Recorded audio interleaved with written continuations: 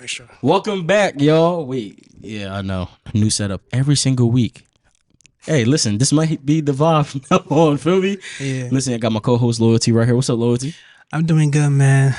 Just still hanging in there. Still hanging in there. It's Last not week was crazy, bro. It was fine, bro. Last was fine. Last week was crack, I'm bro. looking forward to this one. Yeah, bro. If y'all haven't yet, go watch the last pod. We trying. Listen, I'll tell y'all. My mind was bamboozled, flabbergasted, everything under the book. Okay, but listen, man. We got a special treat for y'all today, man. So we're going to end off our sexual immorality series with the topic of soul ties. And we just going to talk about soul ties today. But we're not alone today. We got one of my mentors out here, man. Man, this man done helped me through so much in my walk. And for anybody who don't know and understand what discipleship is, this man lives, breathes, and teaches discipleship. If you're walking on this walk by yourself, you're tripping. All right. You need somebody there to hold you accountable, somebody there to help you learn how to study, somebody there to do life with you. And this is who I have to the left of me. Ladies and gentlemen, this is my mentor, young adults pastor of Great Day Ministries, John Madeira, man. How you feeling, man? I'm feeling good. I'm happy to be here. Yeah. So listen, man. Last week we talked about fornication and adultery. We talked to Pastor Dex about what is it, and like he kind of went into it, and he brought up the topic about a purge, and that purge brought me to soul ties, and I just wanted to talk about soul ties and our experiences. Have we ever experienced a soul tie? What is a soul tie? Whatever the case may be. So, due to my definition, I've learned that soul ties is when two spirits or two souls become one through consummation, and basically you become that person becomes you, and all these different things. Like we kind of talked about it last week, but that's kind of like what I've experienced in my personal walk. So I would like to ask you, like, what would be your definition based off of your understanding of soul tie so far? Well, let me start here. Where'd y'all hear the term soul ties from? Where did I hear soul tie? All right, so right before I got saved, actually, I heard of it because somebody was telling me I had to break free from a couple of them. Okay. So I heard soul ties. I've heard it before, but I didn't understand what it was when I got saved because I didn't believe in them, I guess you could say. But before soul ties, I was hearing about being attached to somebody. I've heard that before. What about you, Loyalty? For me, to be honest, it was basically on social media. I've never heard in the Bible like soul ties. It was like when I hear people like in a podcast or just social media. That's when I really heard about soul ties. So I kind of look deep into it. Like, what is it like? Like, how does it affect us? Is it just spiritual? Is it also physical as well too? So does it have a positive effect or only negative effects? I was just kind of asking questions, but I'm glad you're here to answer my questions. Yeah, so that's really good. So the reason why I asked that was because you're right. It's not biblical. It's not a biblical term. There you go. If you look up the word soul tie, pick up your concordance, find it. It's not in there. I actually didn't know that. Yeah, it's a new age term. Now I know it. It's but there's truths in the idea, but the term is not in the word. So what does that mean? So there's other religions, other cultures that actually use the term as well. And when people use the term soul ties, they refer to it in a context of just like kind of what you were saying, just a whole bunch of different souls inside of you, kind of like just a whole bunch of souls just tied into a knot, therefore a soul tie. But first, I will say Bishop Dexter Ponus, he did an amazing job last week just breaking that down. If you have not, I encourage you to go watch last week's episode. Now, when it comes to a soul tie, when all that really is when two people, let me ask y'all, how do two people come together? So based on what you learned. So based off of last week's pod, we learned that how two people become one is through consummation, so sexual intercourse. Sexual intercourse. What if I told you I have a soul tie with my wife right now? right? Mhm. So that's all. That's all it is. Like when two people come together. Now soul. Now when two people come together, that's flesh. Right. Flesh becomes one. Yeah. Right. Two flesh becomes one. Yeah. Now when people cross, the souls they can interact. It's the only way for two Souls souls interacting. to actually Wait, interact. hold on. Hold on. Let's rewind to that. Hold on. You said when people cross, When people come together, that's just flesh coming together. That's one flesh. That's one flesh. Now, when people consummate, that's your soul is gonna. That's me being with my wife. That's my soul getting to know hers. They actually cross paths.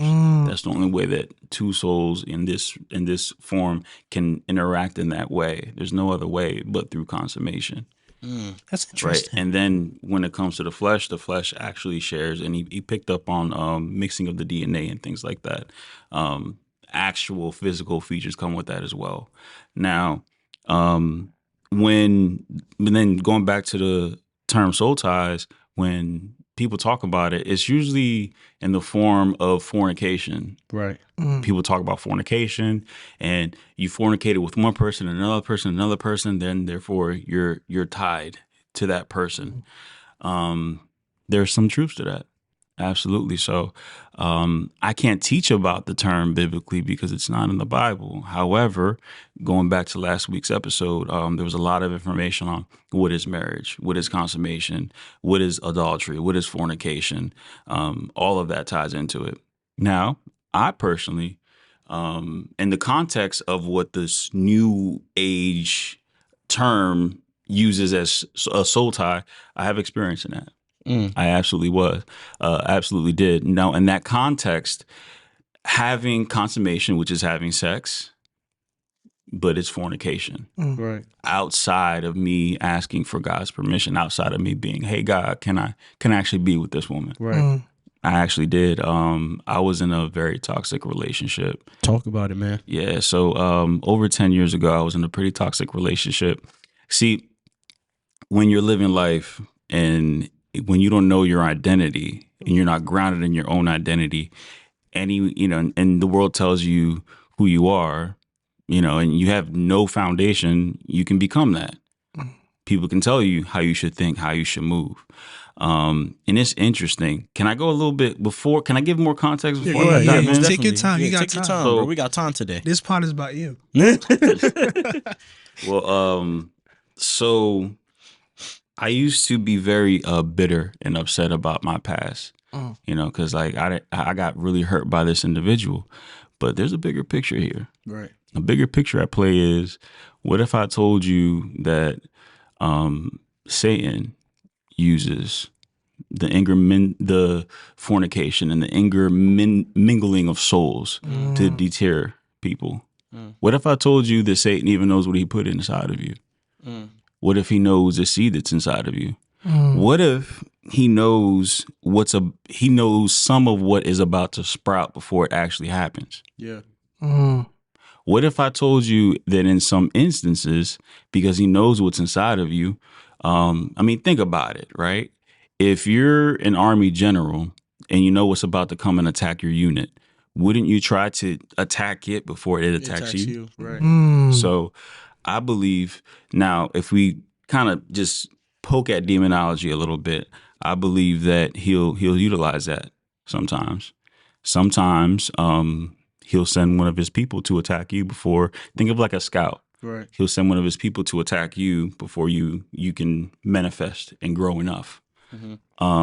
So, and that's a little context, because I come to find out that I realized that because of what God put inside of me, he used certain people to get to me, rearrange what I had going on, slow me down, attempt to damage what we have inside, the seed, right? Right. Why would the enemy allow my seed to go into the right woman when he could just toss me whatever? Yeah, and throw you what you like too, and some bad ground, right? Mm-hmm. Why wouldn't he do that? Right. Why wouldn't he throw some booty in my face? Why? He makes it nice and easy. Man, listen, because it's like, so like what does a person do? All right, because boom, you're in a relationship with your wife now, but there's many people who have been tied to these different people, right? How does a person even find out that they're attached to somebody they're not supposed to?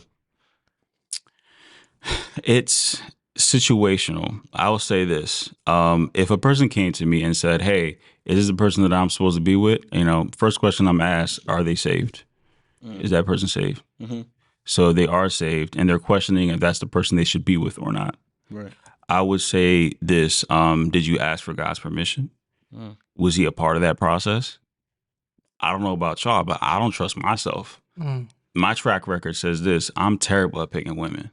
mm, Horrible. That's good. Completely bad. So I'm not going to trust it within myself to just pick up and choose whatever I want. Right. Because, see, we have a sin problem. Right. We're born in sin and we have messed up desires. So why would I trust in my desires? That's a problem. That's true. Right? I'm a growing believer. I'm gonna sit back and I'm gonna ask God to help me with that, because my desires have got me to the wrong women over and over and over again. Right? We have to learn to see past just the hourglass figure, how she moves, how she talks. It's about her personality. It's about her character. But how do I learn to even interpret good character?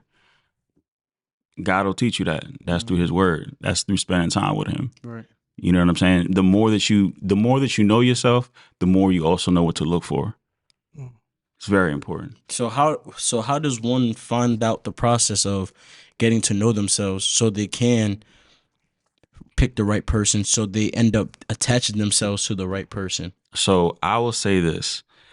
The number one biggest thing that'll ever happen to you is you accepting God into your life. Right. Accepting Jesus is the number one thing. Number two is the woman you choose to marry. Period. And why do I say that?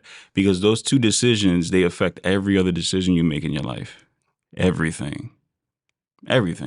Once you get married, your life changes. Mm. And you can't just go and be out late until 1 a.m. anymore. You got to go through that. You can't make financial decisions at your own will no more. Yeah. You know what I'm saying? Yeah. So I have a question here. Mm-hmm. So you mentioned something. You said two decisions we make. One, accept Christ in our life. Mm-hmm. Two, and the kind of woman we marry. Mm-hmm. Those are huge factors in our life. So let's say for a man who has, he wants to marry a God-fearing woman, Mm-hmm. right? Which means all this. Well, can I pause you? I just realized, did I answer your question? I don't think you finished answering it. Oh, Okay, I want to make sure we answer. Right. Yeah, you good. Okay, I don't want to lose track. But So- keep your you still got your question Yeah, in mind, yeah, right? yeah, All I'm right, keep cool. it. Okay, so what was your question again? I said, so how does a Don't lose it man though. how Go does ahead. a man find a good woman, or how does a man find the type of woman he's supposed to be with? Because you said how does, like, in order to find a good woman you have to know yourself. Mm-hmm. So how does a man know himself to find that good woman so he's attached to the right person when later on when he Right. does marry that person? See, people jump the gun and they'll just start looking for the good woman. When first you got to start looking here. You looking everywhere else. You looking on social media. You looking at porn. You looking at everything else that tries to gauges your attention. And the world is teaching you what to like. You think that everyone got to look like that chick with a BBL. Everybody? Seriously? Seriously? You want that tooth looking thing? Like, that's Right. No. Like, you have to learn yourself. Find yourself first and then go look for that woman. Get grounded first. Get a good foundation first. Otherwise, you just sitting on sand. But you got to find yourself first. And how do you first start finding yourself? I'll tell you what. The easiest cheat code to find yourself is find God.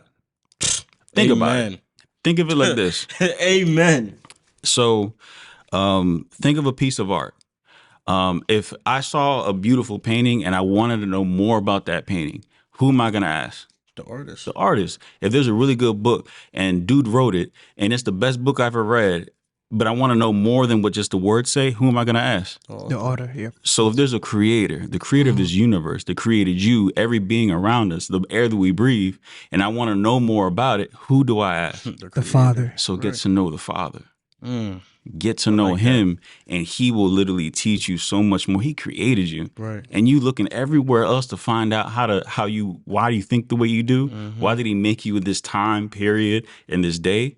He made you. Mm. So if you want the cheat code, ask him. But you know what's crazy? Even if you don't ask the Father, he still put evidence all inside of you. Right. You can't help but to be the way that you're supposed to be. However, if you don't go to him, you will move outside of your original function. It's like that burning desire that was in Jeremiah. Absolutely. And that's another problem. We have, and this is in 2025, one of the biggest issues we have is that we have an identity problem. Yeah. We'll identify within our own desires first. That's a problem. Mm. We'll identify with our desires. Like, no, God has so much more that for you. Like people don't, they struggle to even consume the thought of their identity being in Christ. What does that look like? And people be like, oh, that's such a cliche thing to say. Well, it wouldn't be if you spend time with him. Mm. He'll teach you about yourself. Truly, your identity in Christ is really who you're supposed to be anyway. Mm. You know what I'm saying? It's you good. through I am. Mm-hmm. It's you yourself through I am. And the I am will teach you who you really are. Mm. And that's, if that answers that for that you. answers the question. That was good. That was Definitely. good. So now this leads to my question. Go ahead. Let's say, okay, I'll say we all have a type when it comes to women, right? Mm-hmm. And for me personally, if you ask me what's my type, I would tell you a God-fearing woman. That's my type, right? Mm-hmm. And I believe that Satan knows my type. Absolutely. He knows the type of woman I generally go for. So when I say that my type is a God-fearing woman, I have eliminated everything else that's outside of God, right? So my question is, do you think that since Satan know a person type, let's say if there was a God-fearing woman, he would then use something that's similar to a God-fearing woman, might be like a Christian woman. She might come like very godly, you know, like she know Jesus, Holy Spirit, everything, and she can quote scriptures, but yet not really sent from the Lord. Is that really a thing, or is it just like, Man, can I share a story to answer that? yeah, So I'll share a story and then I'll answer that. So there was one point where I was after I got saved, I was like, all right, let me try and date, but I'm gonna do this the right way, right? First thing I feel like every man is mentioned. every dude does that at some point. So I was like, all right, man, first thing I'm gonna do, I'm gonna find the most biggest Christian woman I could find. Like, I'm gonna find me a real Christian woman. First thing that came to mind, oh, let me talk to a pastor's daughter. First thing I did. The first thing I did. not the pastor's daughter. So I'm gonna go find me a good PK, and then we're gonna start from there. Because I'm sure, I mean, she grew up around her faith, right? Let me work from there, and then I'll work my way through, date around, whatever. No offense to anybody who's a pastor's kid. Please. No offense. No offense. No Tell me, offense. bro, No no offense. pastor's You kid. don't want to be attached to some It's, of them. it's not your fault, but y'all do got a bad rap. But it's not your fault. It's not your fault. Kind of. It is, but whatever. Yeah, But there is some excellent PKs that, despite Absolutely. all the stuff that they got, force fed in them, they still turned out amazing. So my hat comes off to them. Yeah. Yeah, To for those real. ones though. To those. So I was like, well, let me get with a PK. So then I did, and listen. So I spoke to a couple PKs, and them women. Why you talk about It's nastier than the ones. Listen, I was in the world, and those women are the nastiest women I've ever come across. I mean, it was crazy. So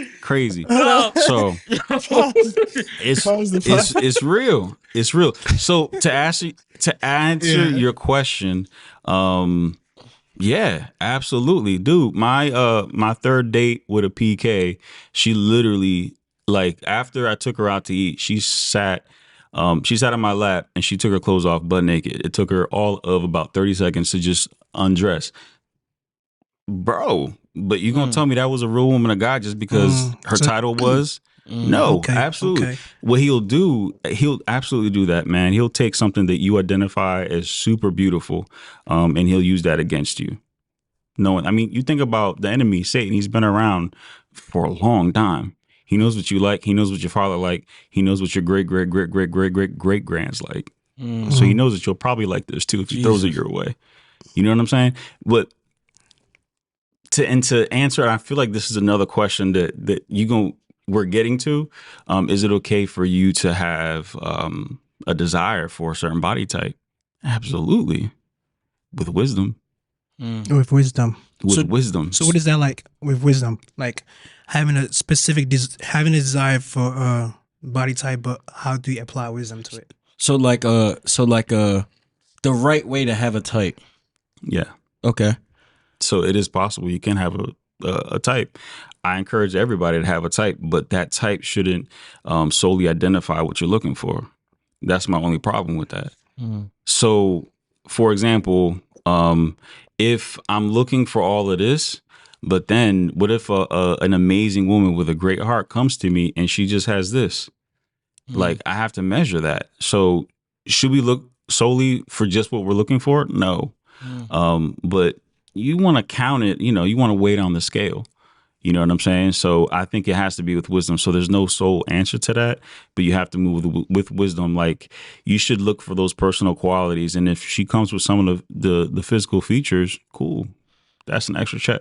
Yo, it's crazy because even speaking on that, like, because a lot of the times in my past, a lot of the women who I talked to were women who were in the faith, right?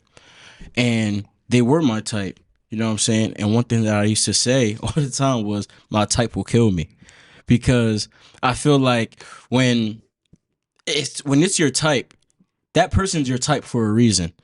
Like, for example, I'm not going to say I like 5'3", Hispanic girl, nice body and all this if I never dealt with one before. And the only reason why I'm saying that is because, oh, snap, I had sex with one before. This is why it's my type. A lot of the times I found myself going after my type and I got burnt every time. I either messed with the wrong girl and she was out here doing whatever else with somebody else and she was in the faith, either another girl who didn't care about her salvation or mine, or a girl who like, she wanted to do right, but she had no type of community around her to hold her accountable. So it's like I was attaching myself to these different women, and going into this topic, it's like they started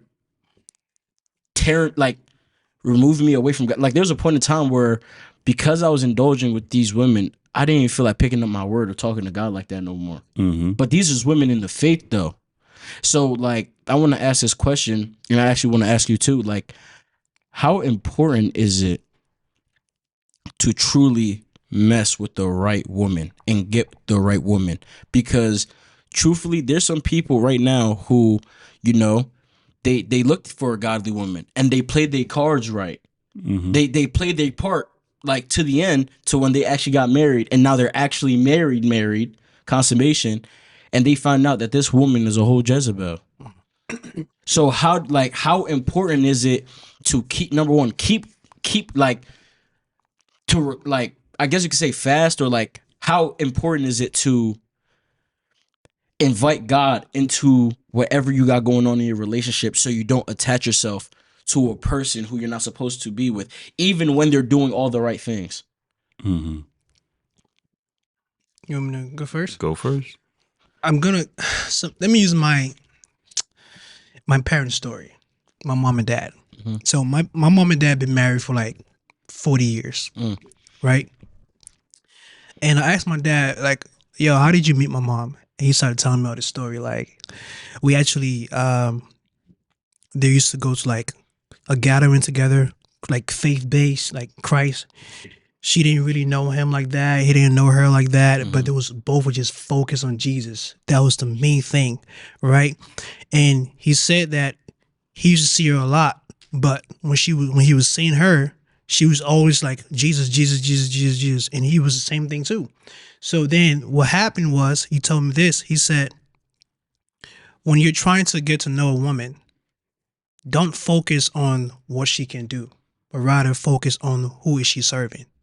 Is she like a godly woman? Is she obsessed with the Lord? Because he told me that my mom was obsessed with the Lord, rather than like being like trying to figure out who he was. And then he also mentioned that there was in a friendship rather than a relationship. And the friendship means you're getting to know the person without telling them that you like them. He told me, don't ever tell the woman you like her. Don't let her know that you like her.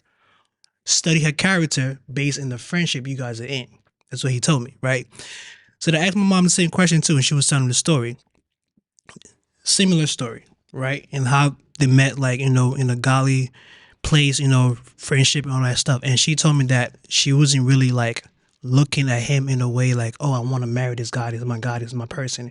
It was all, godly God stuff.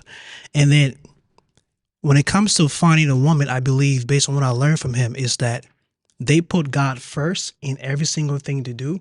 He was in a relationship, literally. Like, God, he told me that God molded him into a person for him to be ready for her, right? For example, I've never seen my dad insult my mom. He never raised his voice at her. He never yelled at her. He never put his hands on her. He never called out her names. I never basically seen him like arguing. Like, you know, I, it's always like general respect and a reciprocate. And that had me thinking, wait, I've been dealing with people who is not what I'm seeing in my parents' marriage, right? They're raising their voice, they're yelling, all these things. They're like, I see all these toxic traits, and that's the opposite of what my dad is teaching me. Right. Because when it comes to relationship, I learned from my parents. I believe, in my opinion, they have the most beautiful marriage in the whole entire universe. I see them as Adam and Eve. That's how I see it.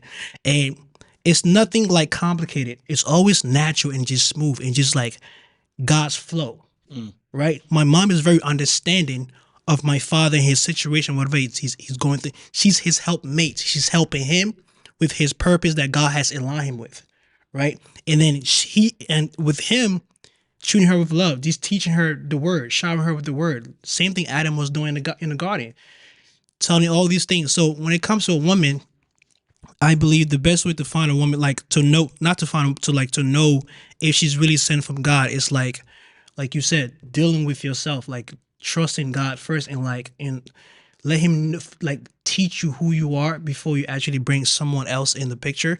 Because it's like, if you don't know God and she don't know God, you guys are just like kind of dating. And I think Ed mentioned something about dating versus courtship.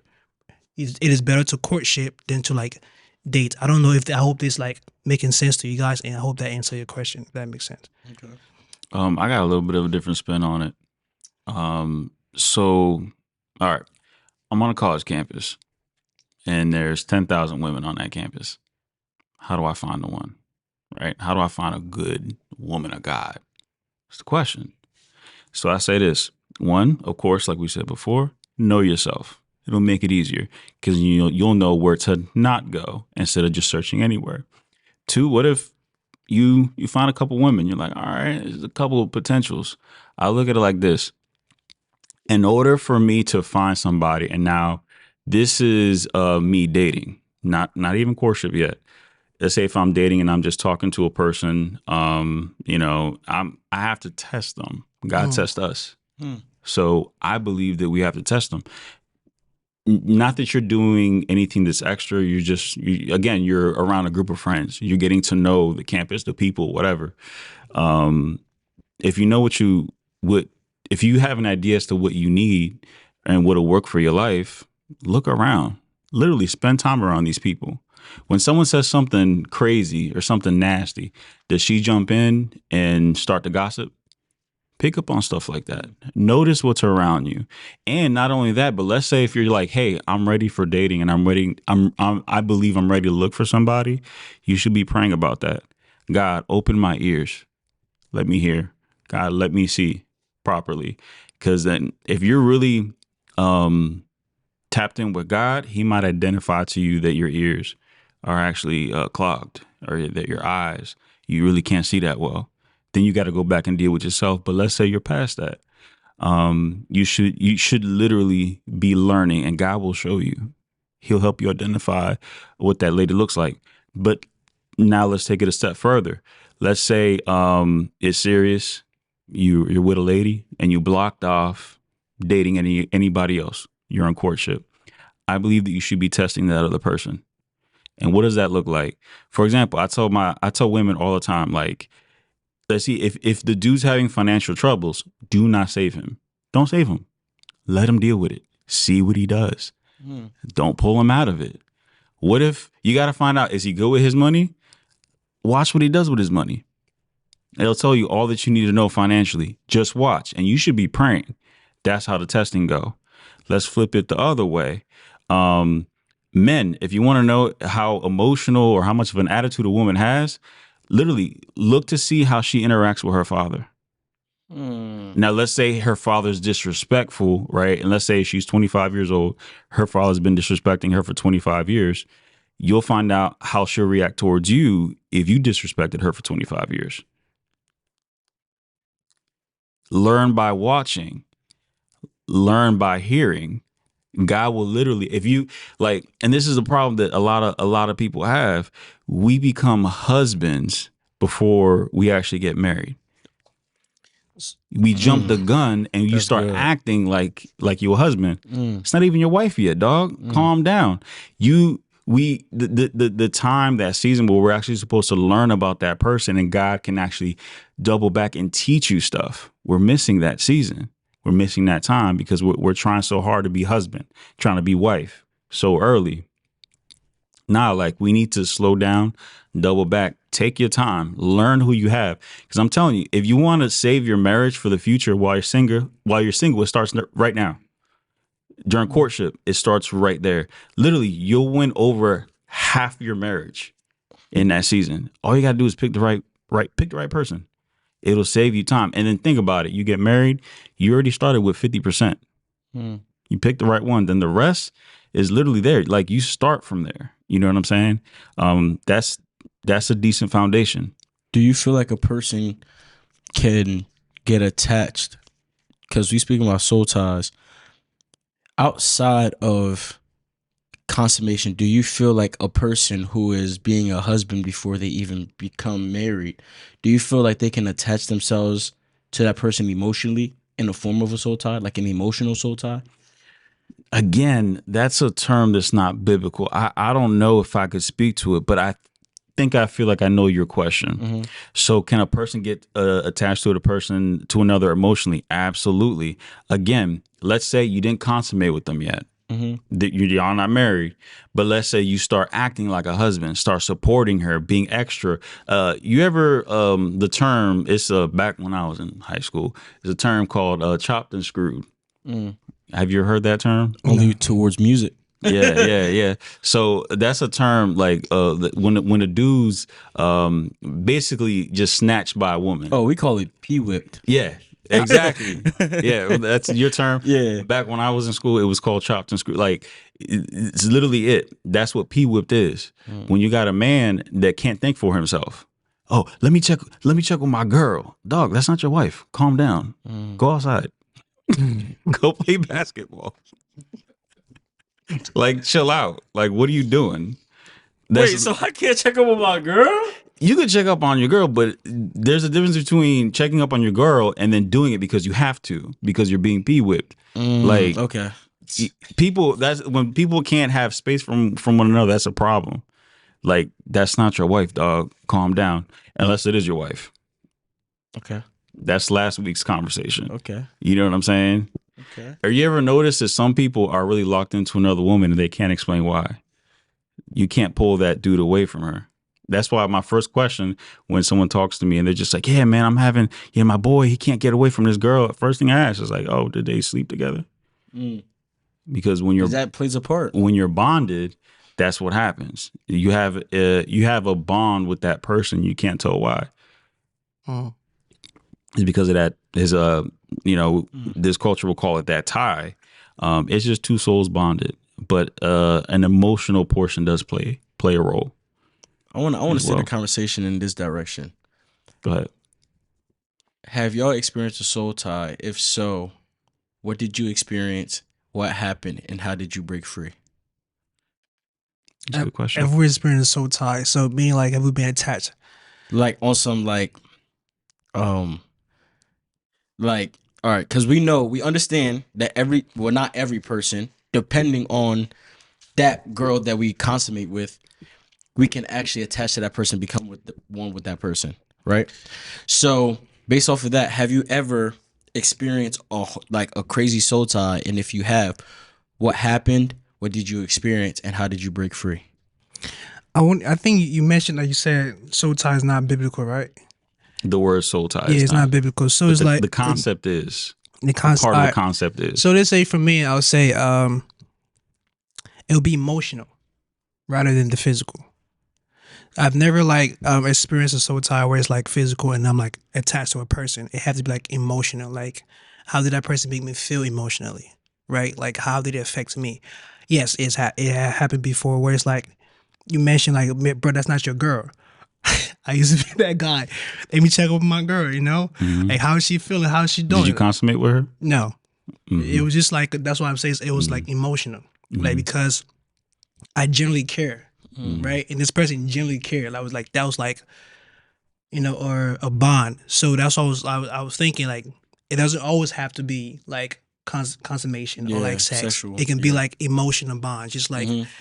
being there. So has that ever happened to me where you feel like so tied? Like you say, it's not a biblical term. Yes, where you just feel tied. You just feel like connected to a person. Like you just think of them automatically. Like you're just chilling by yourself, and there's a feeling just come out of nowhere. Spark a whole like thoughts in your head about that person. You know. So that happened to me. How did I break free from it? Through time. Mm. It was time. It wasn't like anything crazy. It was just like through time as time goes by, if you guys are separated, times heals. That's what it was for me. That's how I break free from it. Time. Okay, good. For me, so I did have a soul tie. It was bound by fornication. So I was with a girl for a good while. And it was sexually right off the bat. It was very very sexual. And I know that it was a bad tie because she would deter me from how I should think about myself. She controlled my identity. That's Jesus. She crazy. 100% controlled my identity. That when I was a young boy, in my mid to late teens, like whatever she felt, I felt. Whatever she thought, I thought. Even if it was a negative thought about myself, like she controlled it. It was the type of thing where if she called my phone and I saw her number come up, there's nothing you could do to stop me from picking that phone up. Mm. Doesn't matter how bad it is. I'll straight walk up out of a movie theater. That's how tired I was. Mm. You talk about whipped. I was very, Whipped cream. Was was very it whipped. was it because of the sexual intercourse or more like emotional? It's both. Both. Both. It was a type of situation where I could feel her presence in the room. I Dang. was tied to her. Mm. Yeah, it was a soul tie. Mm. It was a genuine bond. When you're one with somebody, yeah, I was one with her, but it was in a very very toxic way. It was almost like she just had a shackle on me.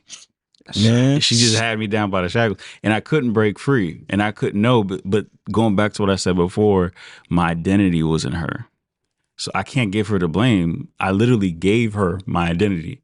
I allowed her Jeez, to man. think that she was my identity, and then I allowed myself to believe it. Mm. And I take that full responsibility. Mm. A lot of men are in that. And it was just, I had no foundation in myself. I didn't believe in myself. I didn't trust myself. I had no foundation in Christ either. Right. You know what I'm saying? And your other question was, how did I unbind myself from it? I had to purge that. Mm. So we broke up at one point. It was a really, really nasty breakup. You know some of that story. Crazy breakup. I almost died off that joint. Mm. But Dang. when we broke up, it was a couple years later. I went to a Bible study. Pastor Skip, he was talking about breaking from bonds, and I realized I was super triggered. He was talking about like how certain bonds feel, and how you can't You got help. angry? Yeah, I would get angry wow. when talking about when I would think about her, when I would see her, I would feel some type of way, but I still kind of wanted to check up on her. And I also couldn't throw away like pictures of her either. I just couldn't do it. I couldn't delete the stuff on my Facebook. wow. I just couldn't do it. I just could. There was like little evidences that was tracing me, still telling me that I was tied to this girl. But you just didn't know. Couldn't let her go. I didn't realize it until it was addressed. Until Pastor Skip poked at me. So And him physically not physically poking at you, but like him directly talking to you, or when you were in the presence of that Bible he study. made me think. Based off what he was teaching. But I mean that goes along with everything. Once you've been enlightened, once you start thinking, everything changes. You start noticing stuff. It's like, wait, Yeah. 2 + 2 start equaling 4. Yeah, and I'm sometimes like, go ahead, dog, delete that picture. I couldn't. Go ahead, dog. When you drive down her street, don't look left. I couldn't. There's little things that I couldn't do. And then when I would think about her or I would see someone, I'd be reluctant or almost want to just kind of ask them, like, how's she doing? Yeah, I couldn't let stuff like that go. I was like, I literally could not let her go. So, going back to last week's podcast, I had to purge from her. I really did. I had to divorce from her because I wasn't. I was still married to her. You know what I'm saying? So I had to meet with her, verbally divorce. I'm done. Wait, that's a thing? Verbally divorce? Listen, I'm done with you. It's a part of the process. That's a Look at him thing. straight So in the face. That's a part of, because the point is to purge from that person. That's a part of the process. You might have to go through that. You might have to meet that person, meet up and pull I up. had to, Dang. I had to, because the evidence was there. Like I wasn't as far apart from her than as I thought. So yes, I had to meet with her and I had to verbally make it known. And mind you, she still cussed at me. You know what I'm saying? But it was Wait, it so wasn't can I for ask her. how the conversation went? Not like what the details was, but how did she receive it? I told her, I basically told her that I wasn't going to talk to her. Like this was it. This might be our last Was y'all conversation. still talking or still like in intercourse during that time? No. Oh, no. so y'all was done and then you went to walk. I was done and I was interested in talking to my current wife now, who I was trying to talk to her back then, but I just couldn't let myself go there. from the okay. But Understand. what was crazy was that before I really started talking to my now wife, that's when Skip hit me. It almost felt like God was kind of protecting her low key, and he made sure that I was wiped clean before. Make sure you was broken free from that Literally, thing. God loved her enough to make sure I was good Wow. before we really picked it up. Yeah, seriously. That's what she had on her. So I went to her, you just had the conversation, told her this might be the last time, like no calling me, just made it just Clean black cut, and white, yeah. clean cut. We was close enough that we could even have the conversation. Some people you have to have a conversation. Some people you might have to write a letter, and Send text message, DM. or write a letter and then you take it and you throw it in the trash. The point it's not black and white to have these conversations, but the point is to detach. You know what I'm saying? And then from there, I had to actually get some counseling. From there, I had to go talk to some mentors. I had to do that process. I had to take those pictures, ball them up, throw them away. You know what I'm saying? Give away those little gifts, the necklaces, the little stuff you have around you. Get rid of it. How long did it take you to actually purge from that process? I was just thinking From about that that question. one, That's a good question. From that moment, I would say probably about a year and a half. Wow. Yeah. And everybody's But process is different. it's evidence. Yeah. So it's evidence based. So you can't just do it and be like, oh, I'm good now. Nah, you have to like see her. How do you feel? You got to check it. I call it a temperature check. You got to do that check.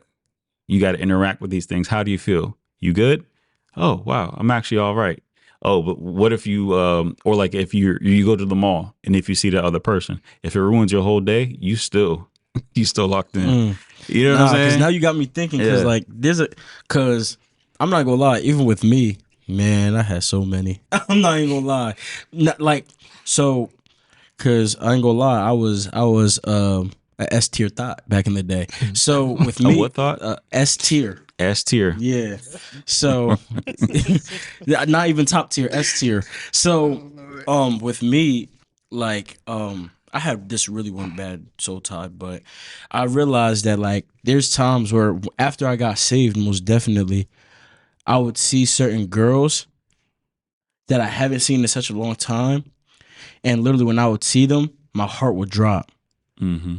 And like, I don't know if it was because I was still attached to him or because like, dang, I really did this with this person. And then I started really feeling bad, like, dang, bro. Because when I got saved, I lie to you not. People are watching this pod right now, probably some of the girls. Bro, I literally texted like majority of the women whose Instagram I still had and apologized. Mm-hmm. Like, yo, I'm sorry that I used you in this way. I'm sorry that this happened. That was not me. That was a whole different person. And literally, like, I began to like do that because I actually truly felt bad. So when I see this person, I'm like, dang, I really did this with this person. Dang, I should have never did that. Or like there will be times where I'll see them on my phone and I'll be like, dang, they're still doing this. Like, you know what I'm saying? And it would just be like, it was like more like guilt that I was feeling because I'm like, dang, I really like slept with this person. I really did this with this person. Now, this one soul tie, this is the first time I ever said this on the pod. Go ahead, talk about it. I had sex with a witch. Hmm? A witch, bro. You put your stuff in a witch? Bro, I put my stuff in the witch, bro. At the time, I didn't even know she was a witch. Let me explain the story. So, boom. So, it was back in 2021. This was after my dad had passed away. Definitely took a crazy toll on me. And at this time, I was hanging out with this one girl who was like a close friend of mine. And she had a birthday party in a hotel. And my homeboy, I'm calling homeboy A, we went to this hotel and he found out that this girl who is B is going to be for girl. Person A was like, yo, B about to be at this party. I'm like, who B? And he was just like showing She had a boyfriend at the time or whatever, who was messing with somebody. I was like, oh, she cool, whatever, cool. So we ended up going to that hotel party. I was fried. Everybody else was doing what they was doing. And basically, long story short, person A got with person B eventually. So he ended up hitting it. And basically, while they was in whatever they was doing, I was in the mix as a friend. Like I was just that mediator because the girl wanted to be with him, but the dude did not want to be with her at all. So mind you, me and the girl started becoming close. We all started hanging out. We would all like, you know, I'll be third wheel when I'll be going out doing whatever, hanging out with them. And there was this point in time we was all on FaceTime. Mind you, I'm very angry at God at this time because, as many of you knew or did not know, I had a dream that my dad was alive the night before he died. So I'm very angry at God at this point because I'm like, yo, you just showed me that my dad was going to live. Why is he dead? So I didn't rock with God at all. And around this time, I was very vulnerable. The wound was still fresh because my dad died in August of 2021 and the party was in January. So that's only like, what, 4 months? So mind you, the wound was very fresh. And around this time, she was talking about how she started talking about zodiac signs. And I didn't know what zodiacs were. So I started asking questions, and she turned her phone around. There was a whole sandbox. Sage right next to it, crystals right next to it, bottles all around. I'm like, oh, what that? And she was like, oh, that's my box. Like, I draw in the sand, and if I want And then my boy at the time, we was laughing like, oh, we was playing around. We thought she was gelling. Like, we didn't know she was serious. So, boom, things started happening between the girl and him. Start clashing.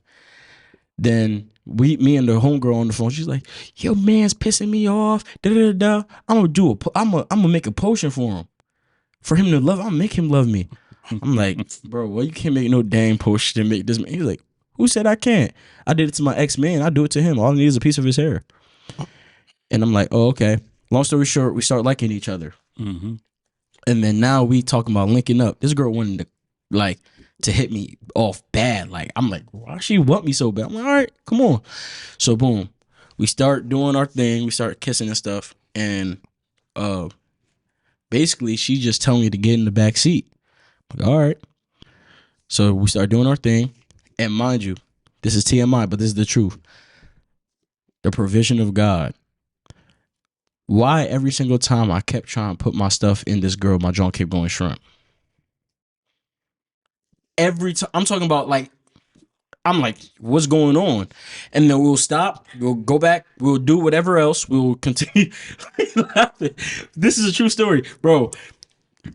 We'll go back, do whatever, and then again, I'll take it to the back seat. I'm like, bro, why can't I get up with this girl? And she started crying and stuff like, oh, it's me. I'm like, nah. So mind you, like I said, I was an S tier thought. So I was like, okay, so it's either I'm broken or something wrong with her. So I'm like, all right, let me test this out. I hit up person C. Yo, person C, slide real quick. I was able to get up just fine. I'm like, so what the heck is going on with this girl? And we kept trying and trying and trying. Every single time I couldn't get up. And I'm like, bro, what is going on? What's wrong with me? But I'm getting up with all these other people. One time that we actually did, I was high and we did it. The next day, she ended up messing with another dude. I found out. She left. Mind you, I cut her off and everything. So literally, she was like, "You gonna regret like leaving and all this stuff." I'm like, "Yeah, right. You ain't doing nothing." We stopped messing around in May, June. I went to sleep one night. Had a whole dream. It looked like I had a dream my whole life, the whole turmoil in my life. My mom committed suicide in that dream. I died in the dream. Mind you, the outfit that I had on in the dream, I actually ended up wearing 2 months later, which was crazy. All these different things was happening. I'm like, yo, what the heck? And now I'm starting to like, I'm more paranoid than ever. I couldn't sleep. I was very restless. I couldn't think straight. I was very erratic. And I'm like, bro, what's going on? Eventually, when Christ met me, this pastor started telling me that I had a soul tie that was attached to a witch. Like, what you mean? This pastor started literally naming everything that this, bro, it was crazy. This like literally described every single thing, because she asked me for my clothes like a dummy. I gave her my clothes. She would always ask to do stuff, and I'm like, yo, why are you asking me all these questions? And then eventually, when the pastor started running me through all these different things, I'm like, oh my gosh, I literally just had sex with a witch, a whole witch. And then after I got saved, that's when the Lord actually started revealing, like, why do you think you couldn't get up? Why do you think you couldn't do something with her until you smoked the devil's lettuce to be able to do that? Bro, he was trying to protect me from her. And when I found out that I had that, bro, how I broke free from her and the other soul ties, because other soul ties, I'll mess with girls who had like mental health issues, and then out of nowhere, I start feeling depressed, anxious, feeling like I wanted to commit suicide all of a sudden. Mm-hmm. I had my cousin walk me through this thing where, number one, I had to get deliverance, because there was a whole spirit in me and that I did not know about that came from this woman. Number one. Number two, after that deliverance, my cousin ran me through a whole list. I'm gonna show y'all this list. So my cousin ran me through a list, and he said, bro, write down every girl that you've ever did something with, thought about doing something with, or did something with that was just like, say you didn't have intercourse, you did oral. So he made me write a list of all the girls, and it was so serious to the point where around that time he said, ask God to bring some names to your remembrance, and God was literally name dropping. Literally name dropping. This list is mad long. I just showed. Hold on, where's it at? That's a list. That is.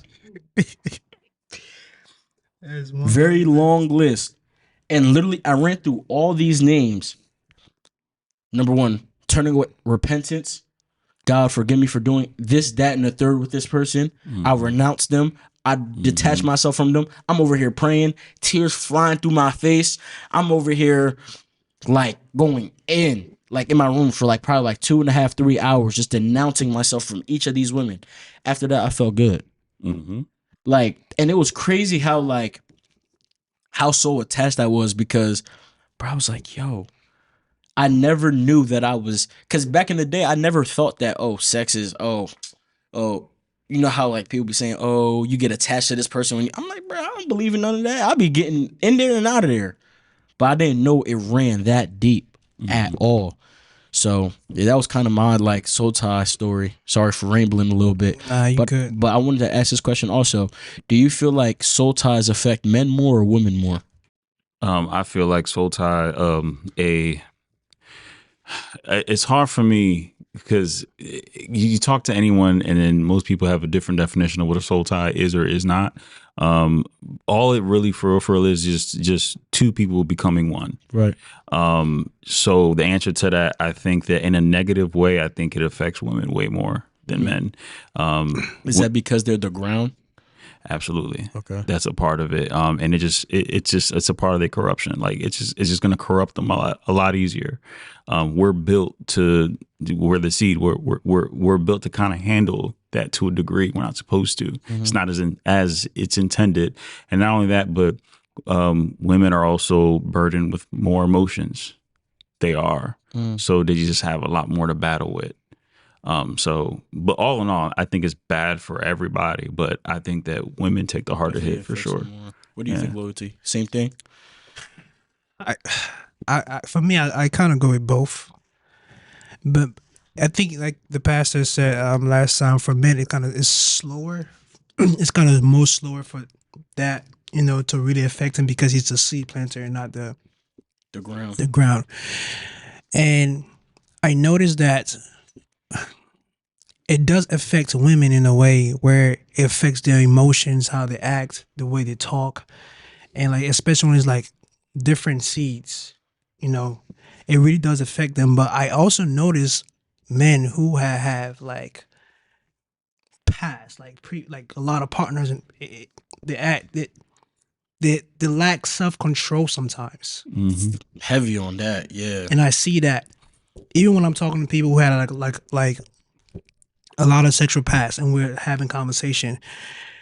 I notice that when they're trying to either say come to Christ, it's really hard for them because of what they've been through sexually.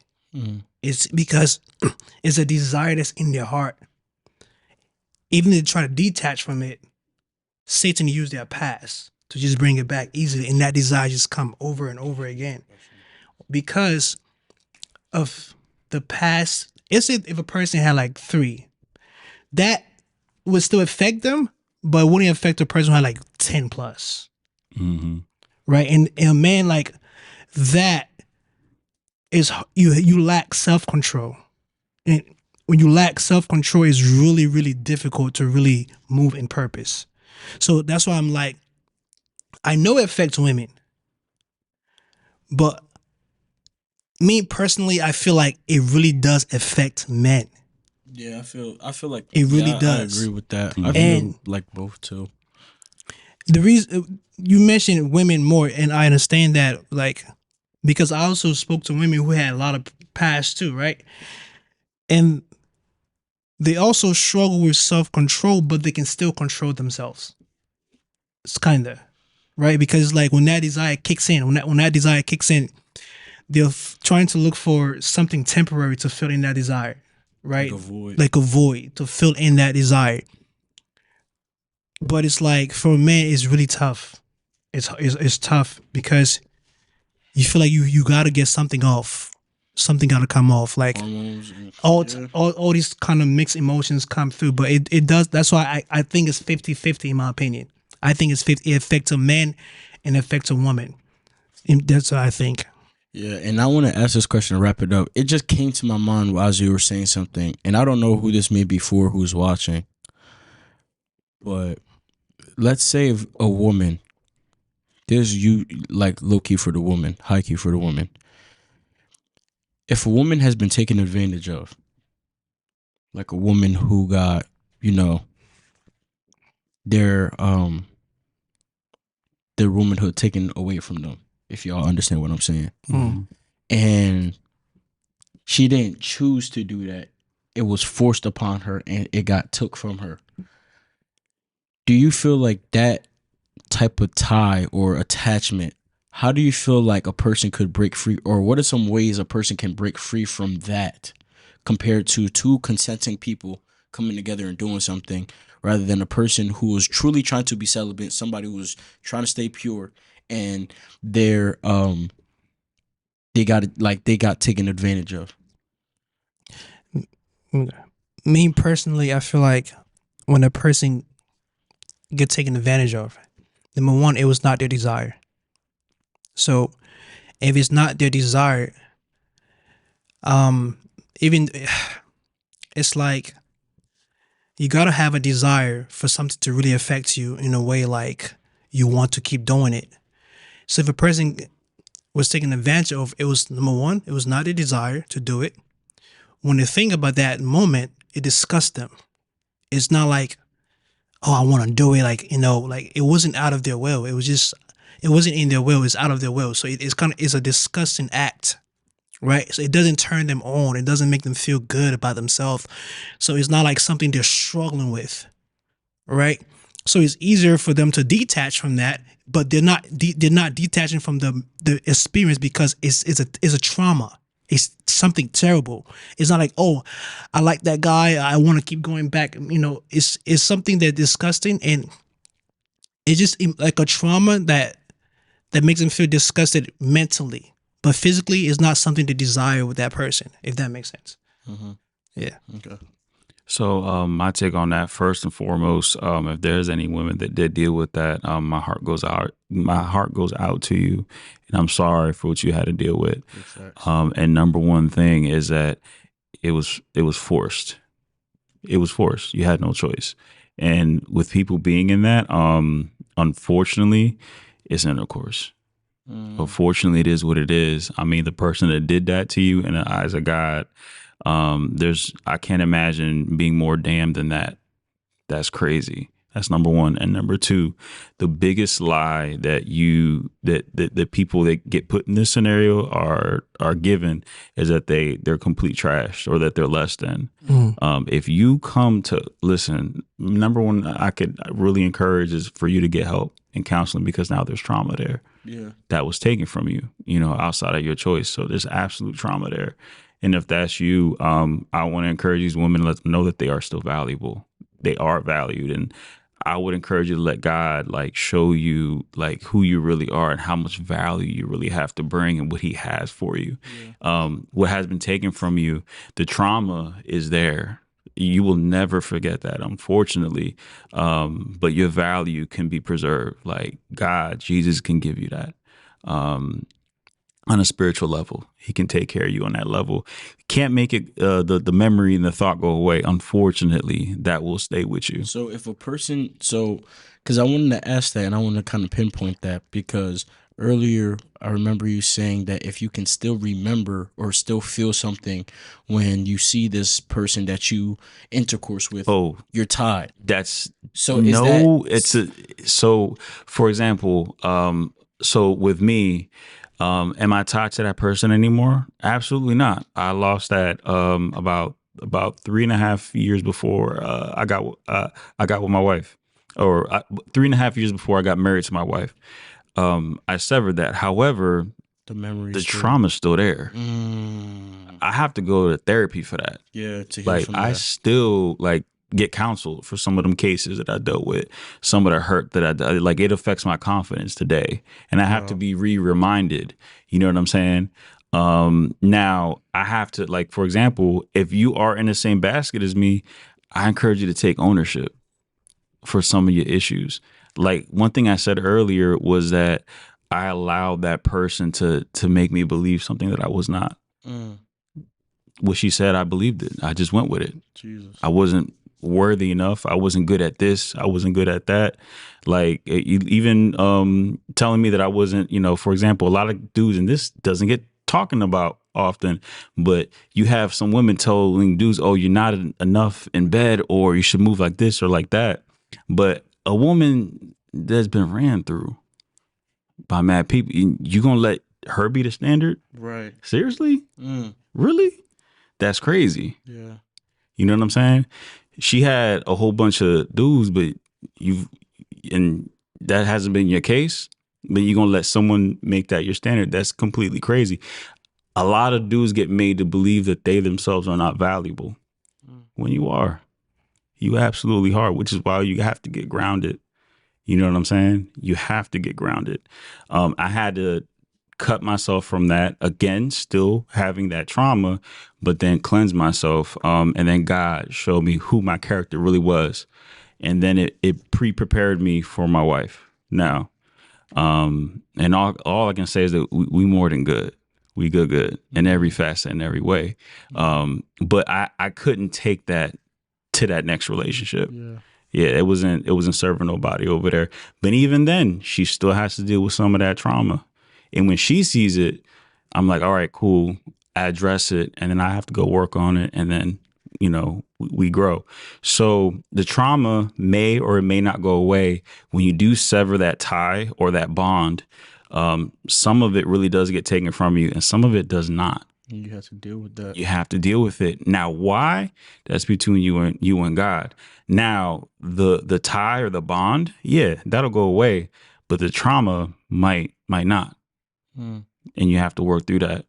And that trauma often will try and lie to you. For years, that trauma, it try to lie. Every rare now then it'll pop up, and it's just not true. Right. But if you're grounded, if you're really grounded within yourself, you'll know who you are, and you can tell if it's a truth or if there's a lie in there. Yeah. You have to get grounded. Yeah, So man. I would encourage that for men, women, even, if it did get taken from you, get grounded. You know what I'm saying? For dudes, if something got taken from you, get grounded, like on all facets. If women are telling you lies or trying to make you think that you're something that you are not, get grounded. You want to know yourself? Get to know your father. It's a cheat code. Yeah. Man, I appreciate that, man, for real. And I just want to end this by saying this, and Lil T, if you have any remarks, I'll make this real short.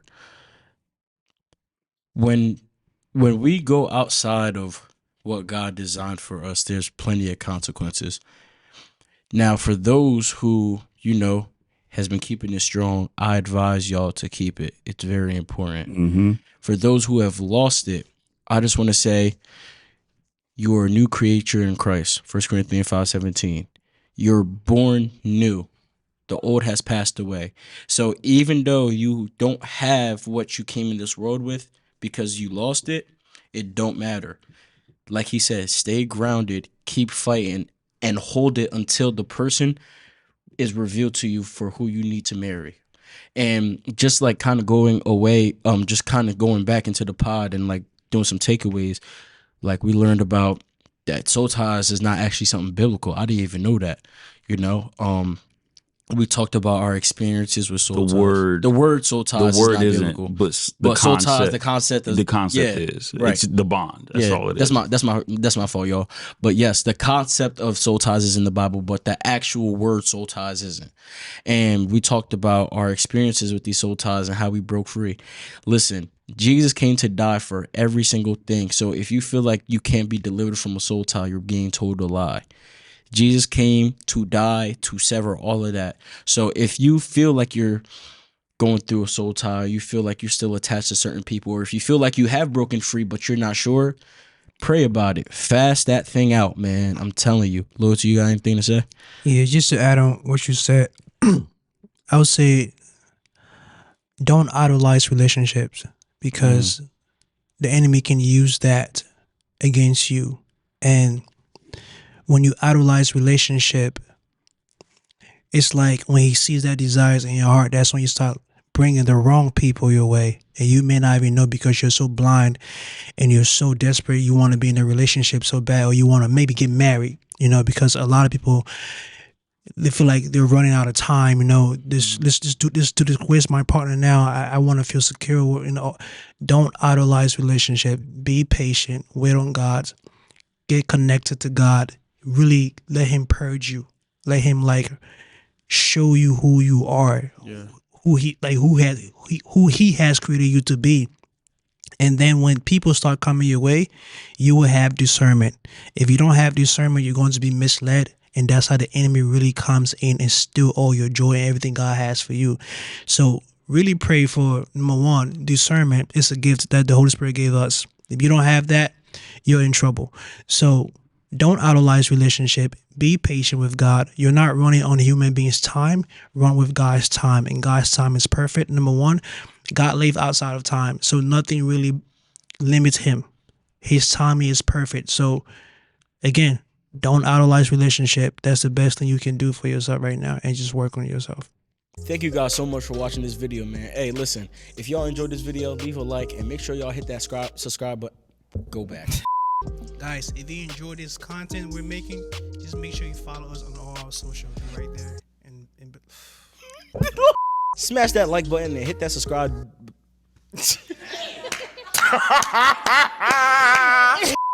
And if y'all want more content like this, make sure you follow us all on our social, the link below. That sounded crazy. Wait. The link below.